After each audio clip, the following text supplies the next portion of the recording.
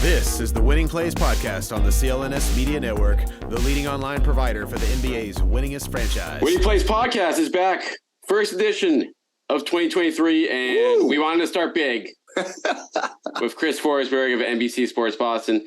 Chris, the Celtics won Thursday night in impressive fashion. I hate to start this on a downer, but I wanted to give you a little bit of time, a couple weeks to collect yourself here with the revelation that the best center on the Boston Celtics is not starting right now still, and may not for the rest of the season. Ever. So I didn't want to spring this on you, and I hate to again starting a downer here, but I do think we should get the tough stuff out of the way here off the top. Sure. Your impressions of this situation. So first off, there's been a lot of calls for is Joe Mazzulla the right guy for this job?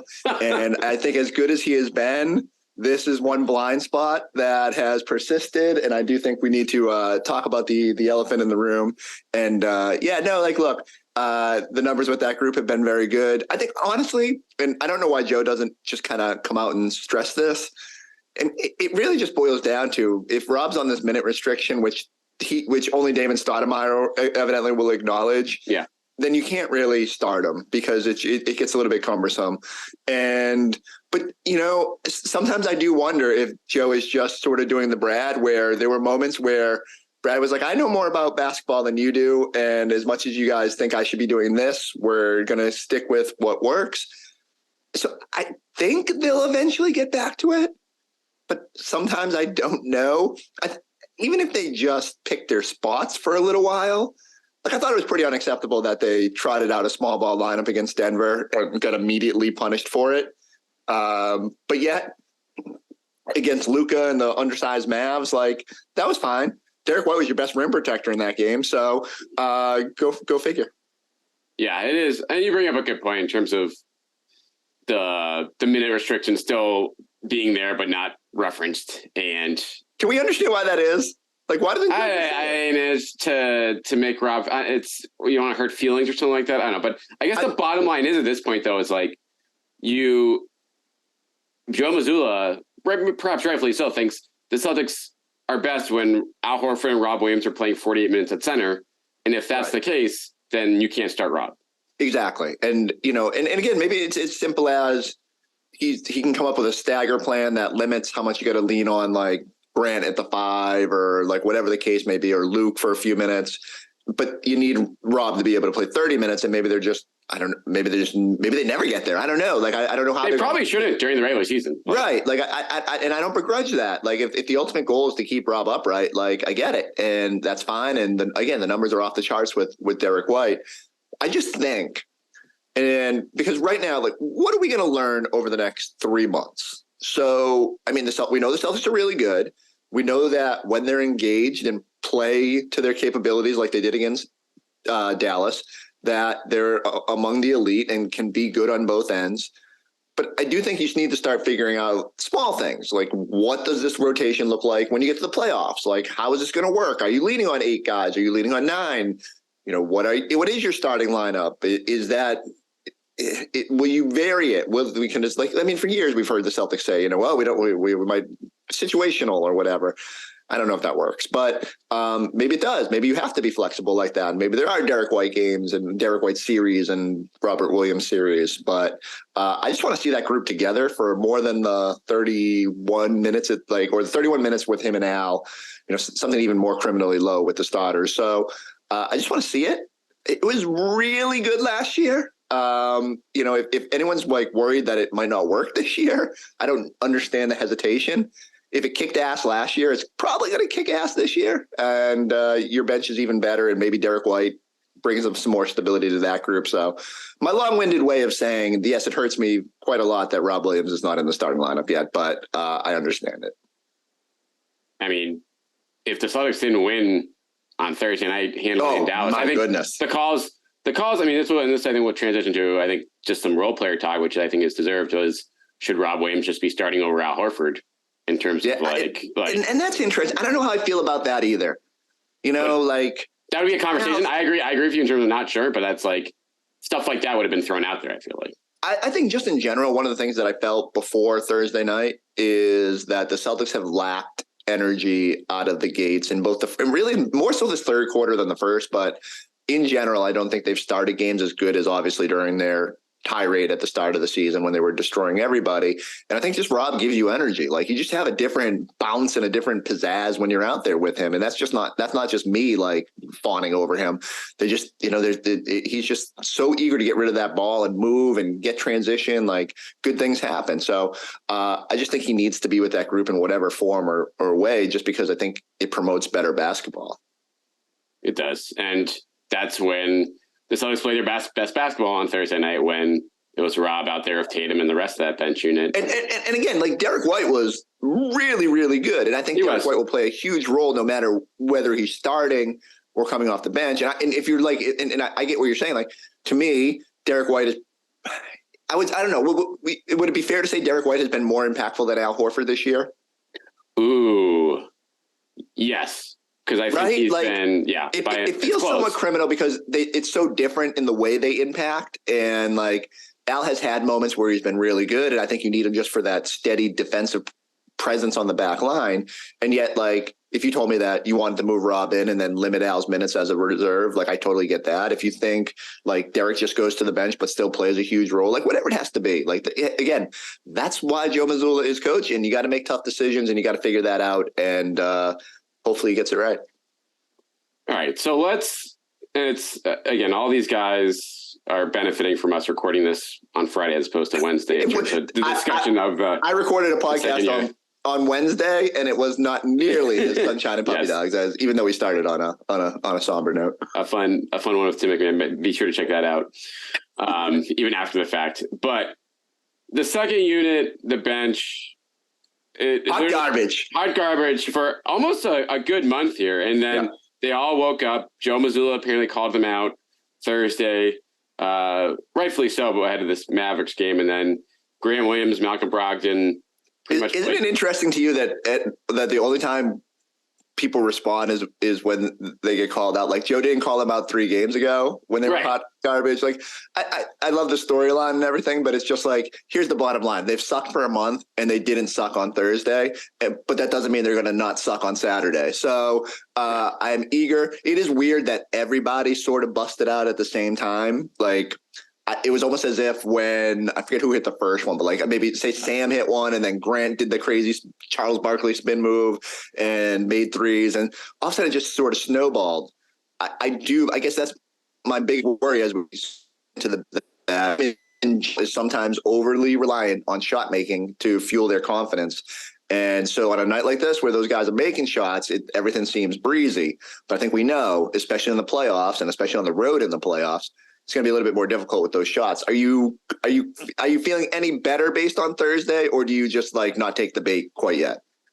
You got to feel a little bit better. I mean, and let's be honest, the Brad Stevens motivation trade before that night, sending Noah Vonleh packing, which was I'm thinking about a move. Opening that roster spot up, guys. The bench might not be settled after all. And this is a move that was made primarily for money reasons and obviously for flexibility for the trade down the road. No. My Twitter mentions say it's so Carmelo Anthony. No, it's DeMarcus Cousins is coming in for a workout this week. But no, it is, for the first one of the season, I was like, oh yeah, don't touch the bench this year. They don't need anything. Everything's perfect. And now you see the last month here. No, one game does not settle the last month here, because when you look at the bigger sample size, it's like, they shot out of their mind for a month, but then they were hot garbage for a month. And so you get the meat of that. If it levels off, is that enough? I think no. I think you need to have alternatives in place to. This is spicy. No, I mean, I don't think you need to do anything crazy. Like, you're not taking anything away from the bench. Right. Maybe, perhaps, if the right deal came along, you would obviously entertain moving Pritchard with like a pick of the deal. But no, I think the situation is, I want an alternative, or more veteran alternative to Sam Hauser in certain spots, or a more defensive mind alternative to him. Sure. And I think that is, and then with the inconsistency that you get from Derek White, and with honestly how bad Malcolm Brogdon has looked at times defensively this year, where if he just doesn't have in a game, like, you need to I think you need to hop off that train quickly when the playoffs roll around, because when he has it going, it's great, obviously, but when he doesn't, it can be a real drag on your play on the other end of the floor. Right, and that's where Joe's got to be quick. Like if there you have the depth you've created this season, should maximize those opportunities where, okay, player X doesn't have it, I need to lean on something else. I guess that's what was disappointing about the Oklahoma City game, and I don't think there was any salvaging in it. I mean, nobody was engaged in that game. Well, I was a little surprised they didn't go to Pritchard earlier. I don't know if Pritchard would have done anything, but I mean, we had a sample back in November where you put him in there and it changed things. So, and again, because he went in and scored a bunch of points at the end of that game, it's not like I thought he was going to be a savior. I think Joe realized probably pretty early, none of these guys have it, and we're just going to send a message, hey, yeah, and that's the bigger point. It's just show that it's not acceptable, and put those guys in there and be like, look, if you're just not going to try, we're not going to play you. And I do think you need to be firm in those instances. But so on the bench, I actually thought Eddie House brought up a good point about this, and something I hadn't really thought about, but he was talking about people now, we were talking about how people are grumbling for a move. And he said, one thing you got to be tread kind of cautiously with is just the chemistry of the group, right? Those guys really like each other. And I don't think they're going to necessarily make a big enough move where any of those guys are totally impacted. And, Sam Hauser shouldn't feel angry if they do, because, he hasn't been consistent enough, and he's still got a bright future and all those things. I still think the most likely path is adding a guy through the buyout market, and that doesn't disrupt with chemistry. And although history suggests that those guys rarely, when they're not named PJ Brown, impact winning. So we'll see what happens in that regard. But I just don't know if there's anybody out there at the moment, and again, it's super early, that they can go get that's better than what you've got. But teams get weird at the deadline, and people that I don't think are available. So maybe my mind will change. Yeah, I mean, there's no question the odds are firmly pointed in the buyout range, and they do have the $3 million to spend a little more than expected because of that Gallinari. I'm glad you brought that up, because that's actually what I was going to ask you. Do you think they trade? Would they consider trading Gallinari?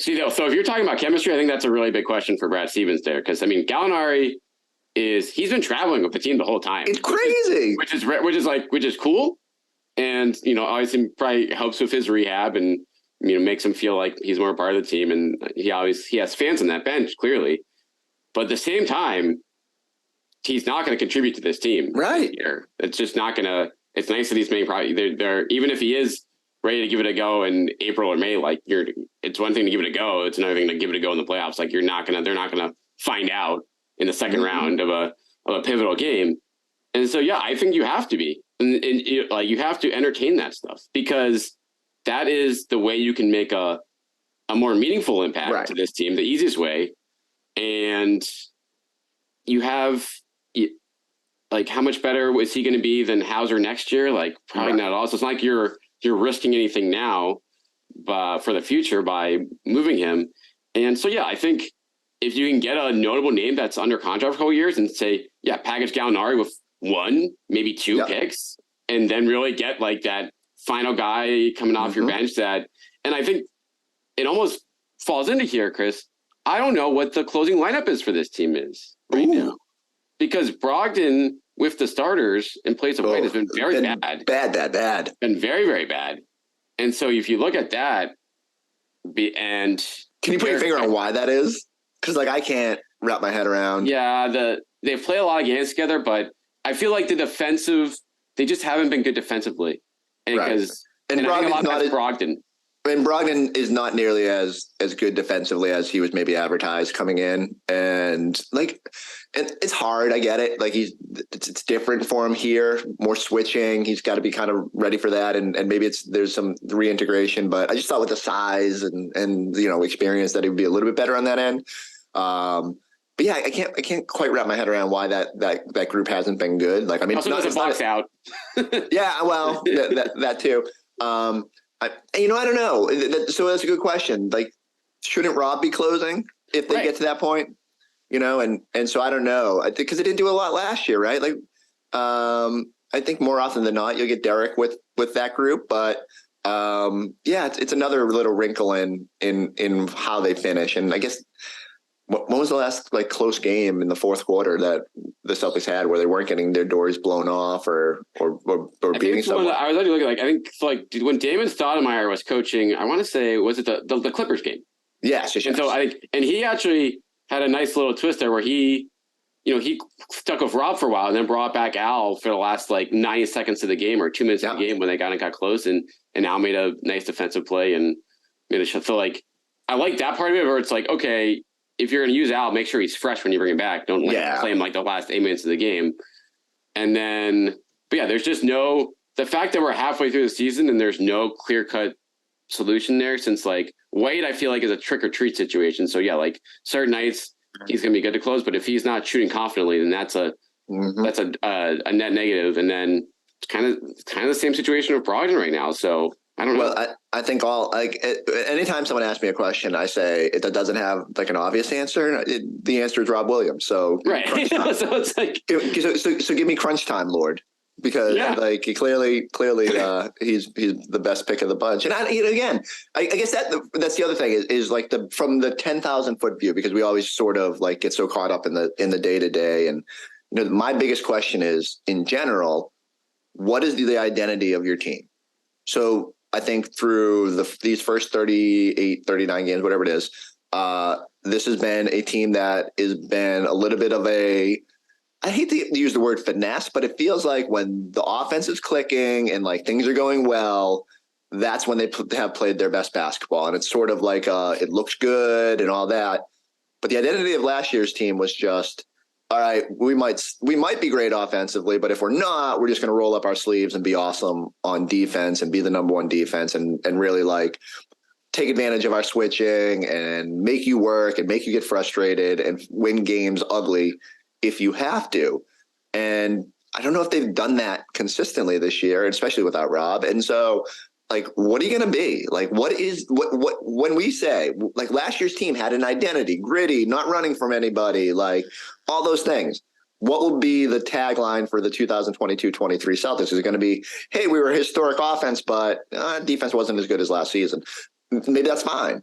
But I almost prefer, knowing the way playoff basketball unfolds, that they get back to being a little bit more like last year. And again, I think that's inexplicable. It's tied to Robb. It's just if you're going to be a really good defense, it probably starts with finding a way to maximize him, whether that's at the start of games, the end of games, or cobbling it together along the way. Yeah, and I feel maybe the game in Dallas last night defensively was the first time they kind of showed both sides of that in one game. Where it was they weren't hitting shots early, but the defense was there, the quality of shots was there, and then obviously things got rolling in the second half. And they still kept Luka on lockdown. And I mean, the Mavs shot like crap that game, but I think the defense was really good. Definitely. Same deal. I think whatever cleaning the glass, it was the fourth percentile of effective field goal percentage for the Mavericks. Just a criminally bad game. And the Celtics didn't generate a lot of steals in the first half. They weren't turning them over. It's just they dug in and consistently did it. And I mean, I can just the way they were giving up second chance points and points off free throws in Oklahoma City was embarrassing. And then, last night you showed a little bit better, but you got to do it. You got to do it on Saturday going up against a team that isn't as good, especially when you got the Josh Richardson revenge game, the Romeo revenge game, and now potentially the Noah Vonleh revenge game if he gets down there in time. So 3 different revenge possibilities scares the hell out of me with the Celtics team. They're going to start him and then waive him immediately in the game as a play. All right, let's wrap up quickly here. Any other big? We talked about Robb. Do you have any other closing thoughts on the big Vonleh trade? Do we have any other? I'm trying to think what else I'm hot on. You said that Derek White was inconsistent, and that kind of got my antenna up. Are you offensively inconsistent? Yeah, okay, no, that's fair. He's got a plus 11.6 net rating. I think good things happen when Derek White is out there. No, that's fair. When you're talking about the role players, he's probably as consistent among that group as anyone outside of Smart at this point. But it feels in the past, month plus. I mean, he had that 6 or 7 game stretch where he couldn't hit anything before the haircut. So it's I just think so more haircuts. Yeah, if you want weekly haircuts, you're fine. It is fascinating though. Do you feel Is Justin Jackson going to make the cut through this weekend? That's another little wild card. So again, if I felt like you needed some sort of 3-for-1 trade, I would be pondering whether it would be beneficial to have 2 open roster spots for a guy who doesn't play. I mean, get some 10-day guys in the meantime. Get some fun 10-day contracts. God, people do love 10-day guys. Mike, just bring a Fee from Maine and see what he can do if we're gonna go that route. Yeah, I don't know. I don't feel.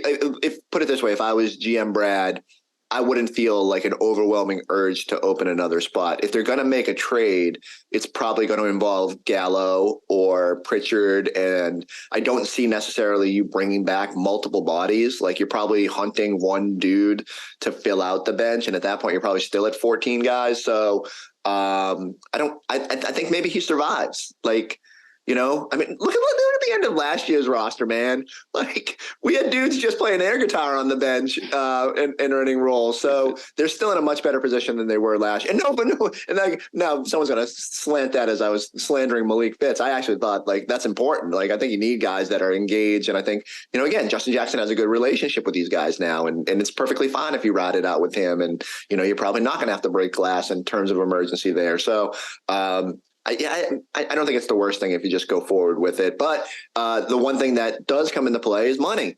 And, look, they say $7 million by moving $2 million in salary. They could do pretty much the same thing. I'd have to look at the tax levels. I don't think they're going to dip below that $20 to $25 million bracket of escalators. So, probably not the end of the world if you don't make any other moves. Like you're not saving yourself going from 3 times the penalty to 3.5 times the penalty or whatever the crazy number is. So yeah, another long-winded way of saying, and I did not expect to spend 90 seconds on Justin Jackson here today. But yeah, I would say probably less of a priority now that you've made your move. But you do still have at least another $1.5 million you could send someone to pay for his salary. So you just got to find. Maybe the Spurs just keep taking on guys and they become Celtics South. That pipeline is open after that opened up. Pop and Brad just like on speed dial at this point. Wancho, yep. What is it, like 3 or 4 trades now? 3 or 4, yep. 3. Definitely at least 3 right now. I'm trying to think what else I'm hard on with this team. I'm thankful to do a podcast where we did not talk about MVP at any point, which is a nice thing. Grant, did Grant where's he been for a month? Yeah, that was pretty good timing for him to wake up and that his holding out in that extension wasn't looking great for the last month. But it's good you need a reminder that he has that in him. And they're going to need okay, you should be an option for crunch time lineups, but you haven't really shown yourself to be that. And so that was a reminder last night of okay, I can solve a lot of problems for you guys and both the short and the long term if I keep playing like this.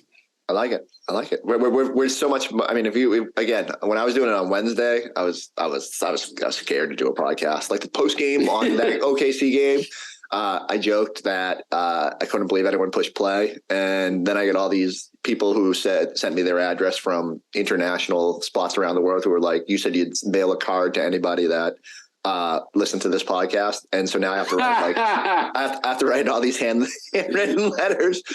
So shout out to anybody who braved it. But yeah, a lot more optimistic. Finish this trip well. Come home. Let's end on this because I don't know if you'll record before then. How you feeling about the East as Brooklyn? Yeah, I'm excited for that matchup. I think it's going to be. I don't know if I'm scared of them yet.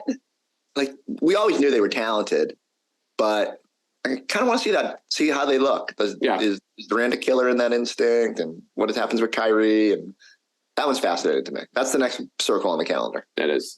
And all right, well, we will stay tuned for that 6 days from tonight, along with some pretty not interesting games in between there. So that's the one to circle there. Another Bulls game. Can't get enough. Chris Forsberg, NBC Sports Boston. Make sure you're checking out Celtics Talk podcast.